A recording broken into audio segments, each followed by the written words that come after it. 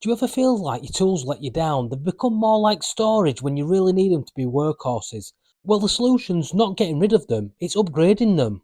So let's have a look at what we actually need to do to upgrade this machine. The drill press itself is solid, it's got all the things that you'd expect. This comes up and down, you can adjust the levels, no drama. So what this really needs is a fence. Now, luckily for me, some time ago I was sent this auxiliary fence by Banggood. Now, I never got round to using it, but I think this could be the perfect project for it. It's a little bit big, so I'm going to have to cut it down, but let's see if we can incorporate this into some sort of fence system that's going to improve the accuracy. So looking around the shop, I've got these two pieces of MDF. These will go fantastic. Let's see what else we can find. So I think back over by the drill press, I've already got out a bit of T-track as well.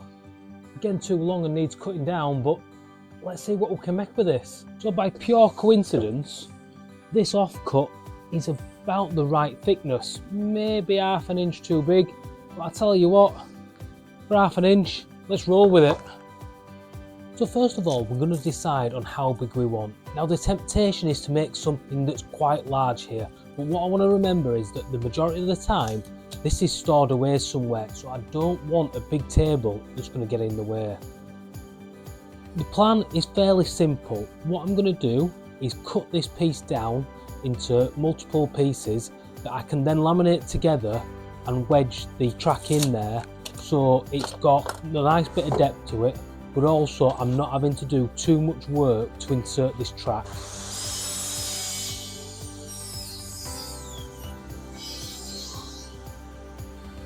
Now this is my first time cutting anything other than wood on this Evolution power saw, and I'll be honest with you, I was so surprised at how well that multi-purpose blade cut.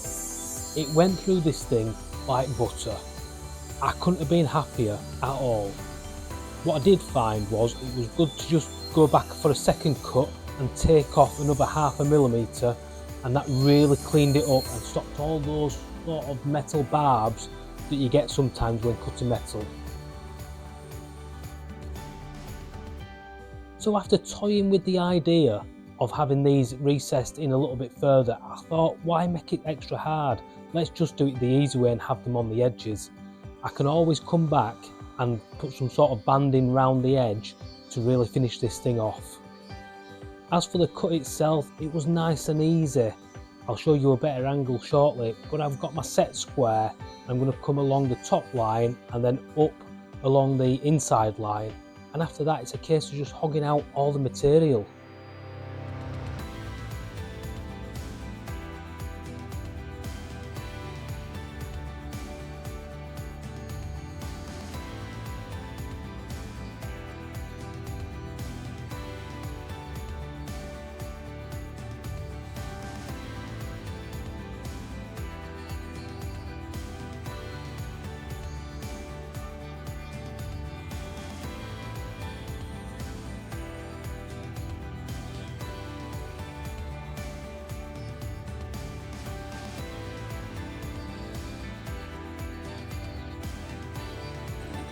Now because I cut this piece in half, I needed to go back and put a second screw hole in with a countersink.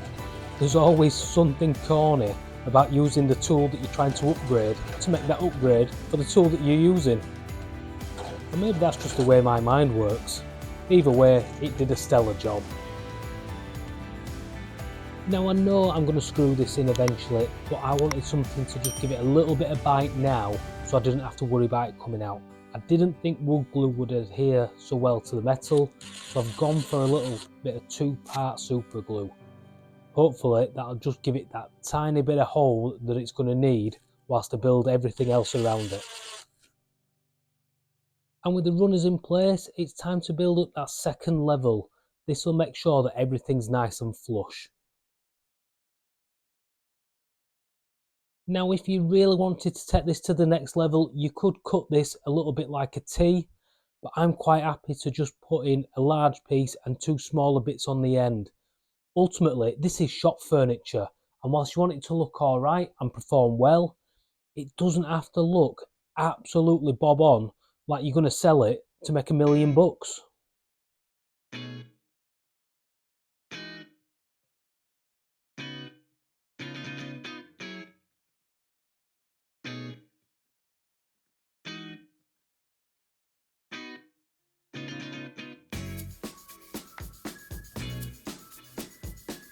Time to add those little end caps that I mentioned before laminating on a third piece to go underneath.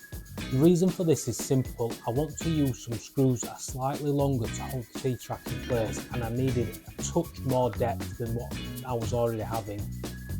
But again, it's one of those things you could just have the screws poking out underneath. Ultimately, it's shop furniture and it doesn't need to be absolutely spot on.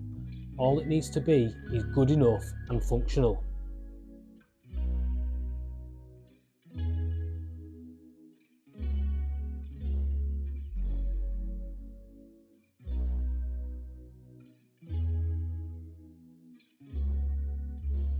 And with the screws driven in, I know at least that bottom piece is nice and secure now. Just time to wait for that top piece to dry before we can make sure that everything's all flush.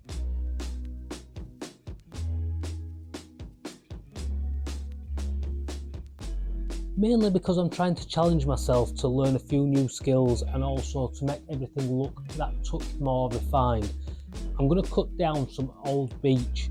These are just some offcuts that I had lying around, and this is going to form a bit of a finishing frame. A little bit like a laminated strip you get on the corner of a kitchen worktop. For this, yes, I'm using hardwoods, but you could use anything that you've got lying around. And as they say, pine is fine. Just anything to finish it off and give it that little touch of class.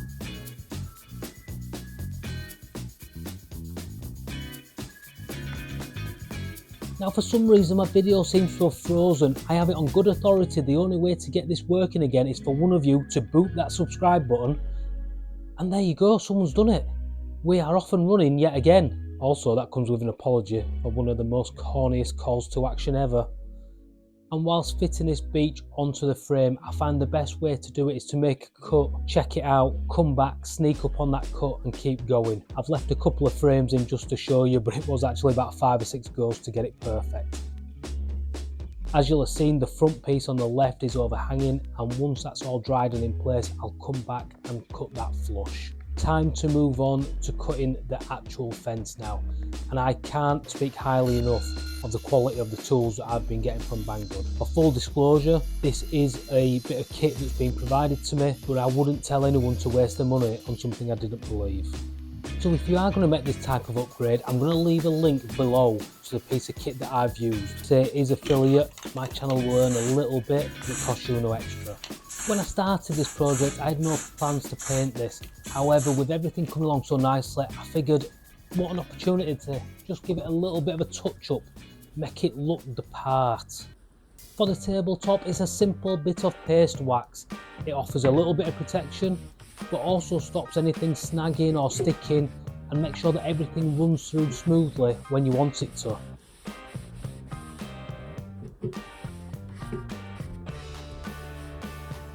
There are better finishes available, but again I go back to this is shop furniture. I just need it to be functional, not pretty.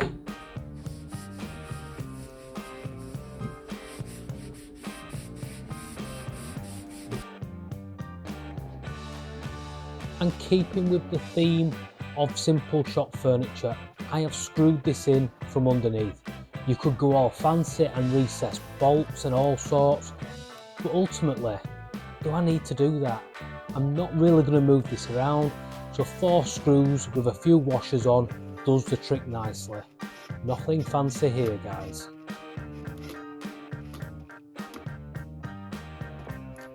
So it's time to attach the fence now. They came with these runners that fit into the T-track. That's fantastic. It's just a matter of lining them up, putting them in, and then they come with some twiddly knobs to lock them into place. Likewise into the fence, it's a couple of turns of a handle and everything goes rock solid, just where you want it.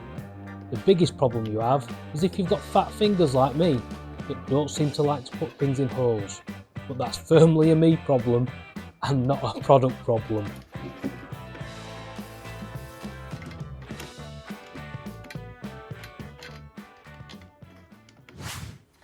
Well, I hope this has been a useful video for upgrading your drill press. I did this around 4 weeks ago and this thing has been absolutely fantastic. I'm going to cut to the final shots in a second, But before I do that, I've just got one thing to ask. The majority of people who are watching my channel at the moment aren't subscribed. Small channels are finding it really hard at the moment on YouTube. So if I could ask you to leave a like, a comment, and if you really think I've earned it, hit that subscribe button. Let's cut to these final shots. This thing has turned out great. And I think also it looks 100 times better. The black has brought this back to life, and the contrast there, the colours on that, it's looked absolutely fantastic. It just leaves me to say one thing then, guys. Thank you for watching. I'm Ross, this is Fat Hog Woodworking, and hopefully I'll see you on another video.